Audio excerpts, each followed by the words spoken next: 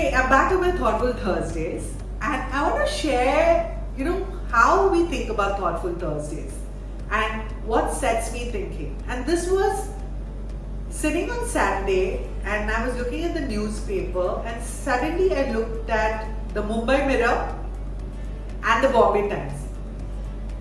And suddenly I thought of a study that we had done for DNA. I don't know whether you all remember there was a paper called DNA. And when you think of it, you'll think of two brands, right? You have Times of India, which has been there for the longest time. And there is this newspaper trying to make inroads. And what should a brand like this do? The only way, I remember the guys who were there were saying that, okay, how do we do the FMCG way? We have to understand the consumer.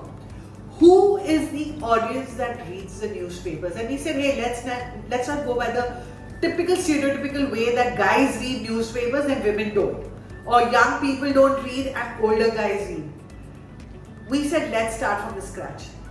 And we actually studied younger, older, male, female, and we approached this only from one lens.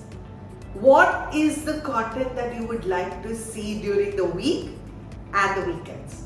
And we map each segment of the target audience in terms of their needs, in terms of their aspirations, what is the content that you would like to see, what should this newspaper have, how can they win against the Times of India. And when I saw the Bombay Times, who reads the Bombay Times? You'll see that is a paper, at least, years ago, the male would take the main paper and read, but suddenly the woman of the house was sitting with the Bombay Times. There was one thing that Bombay Times gave you, right? Gossip, it gave you the shopping, it gave you what movies, it gave you content.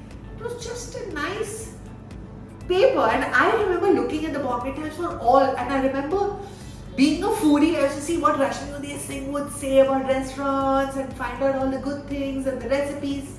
Why not? It had content even for someone like me or someone who didn't want to really start with the headlines and the heavy duty stuff. And then suddenly out of that came the Mumbai Mirror. And I started understanding why Mumbai Mirror.